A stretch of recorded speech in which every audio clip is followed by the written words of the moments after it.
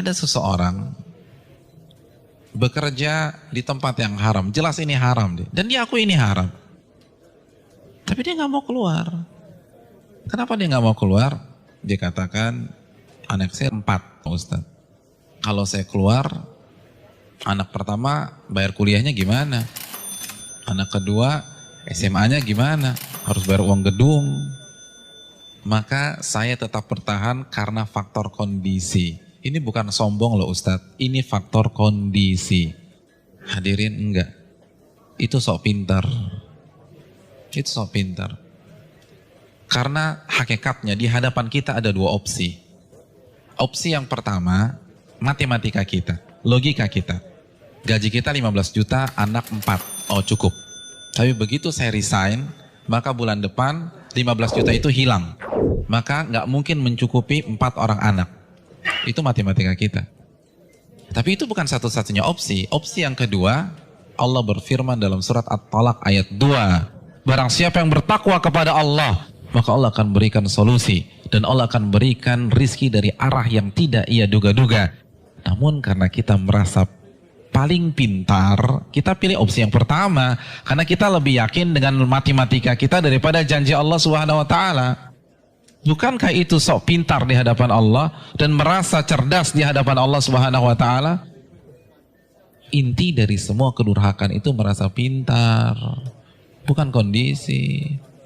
Merasa diri besar, merasa diri kuat menahan adab Allah pada hari kiamat. Rekan-rekan yang dirahmati oleh Allah Subhanahu wa Ta'ala, ini masalah dari dulu. Karena iblis itu menggunakan teori ini. Kenapa iblis divonis kafir? Kenapa iblis divonis kekal di neraka? Karena ketika dia disuruh sujud, dia katakan apa? Enggak, ana khairun minhu, aku lebih baik daripada Adam. Engkau ciptakan aku dari api dan engkau ciptakan dia dari tanah. Saya ingin tanya, yang diserang dengan statement ini itu siapa rekan-rekan sekalian? Yang dibodoh-bodohi itu siapa? Allah, bukan Adam. Apa maksudnya? Ulama mengatakan maksudnya, ya Allah, engkau perintahkan aku sujud kepada Adam. Sedangkan dia dari tanah dan aku dari api. Ini perintah yang tidak masuk akal. Gitulah. Ini perintah yang bodoh. Kalau bahasa Arab, ini nggak worth it banget nih Allah gitu loh. Makanya kan Allah langsung habisi dia. Aba wastakbara wa kana minal kafirin. Ini bukan hanya semata-mata sujud hadirin. Ini lebih besar dari itu. Nah begitu juga dengan orang yang banyak maksiat sekarang. Ya nggak mungkin lah ada orang mengatakan ngaku muslim gue lebih pintar dari Allah. Enggak lah. Tapi dengan cara dia membantah ayat Allah, menolak hadis Nabi, itu kan rasa pintar. Merasa pintar. Akhirnya dibantah, dijawab. Hadirin simpel aja, saya kasih 2 contoh dalam masalah ini. Asy-Syu'ara ayat 61 ini jelas. Ketika Allah perintahkan Nabi Musa untuk lari, untuk keluar dari Mesir. Lalu apa yang terjadi? Dan ketika kedua kelompok itu sudah saling melihat, Fir'aun sudah melihat Nabi Musa di hadapannya, dan Musa kalau menoleh sudah melihat Fir'aun. Innala mudrakun. Maka sebagian pengikut Nabi Musa itu mengatakan kita akan tertangkap.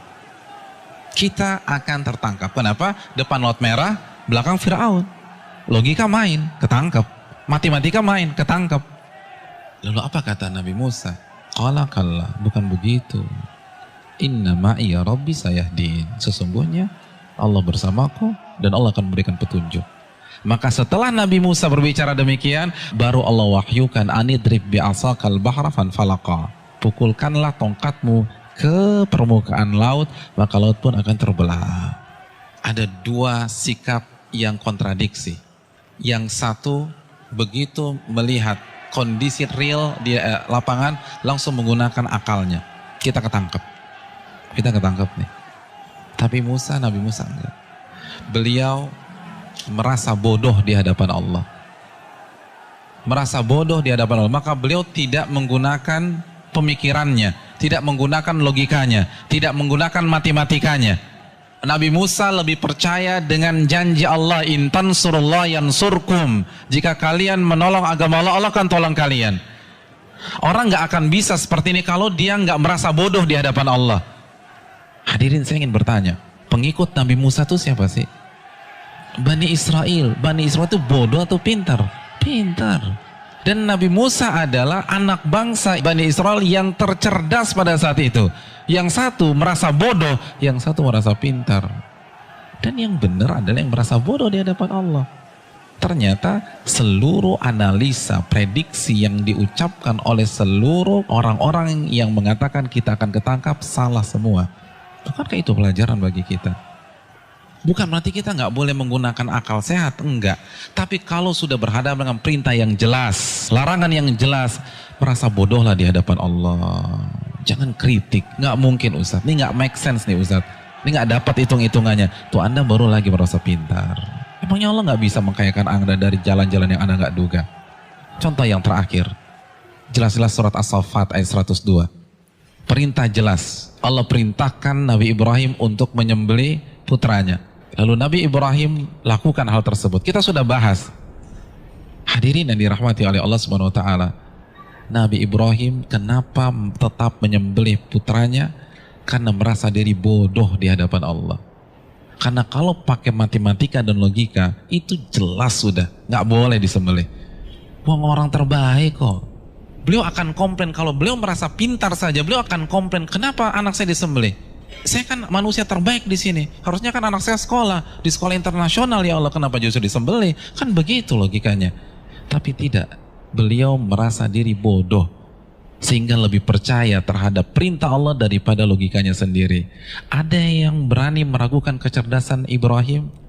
Saya ingin tanya, etnis dan ras tercerdas di dunia itu siapa? Bani Israel. Bani Israel itu keturunan siapa? Nabi Ibrahim dari Ishak. Jadi ini bapaknya kecerdasan. Tapi ketika berhadapan dengan perintah yang tegas, larangan yang tegas, udah sami'na wa ta'na.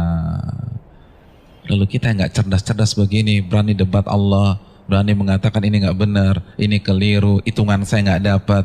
Kalau begitu kita makan apa? Allahu Akbar.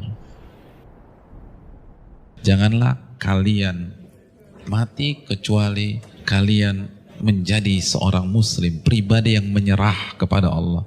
Kita yang mengkrit hari terakhir hidup kita. Dari sekarang, hadirin sekalian, dari sekarang menyerahlah kepada Allah.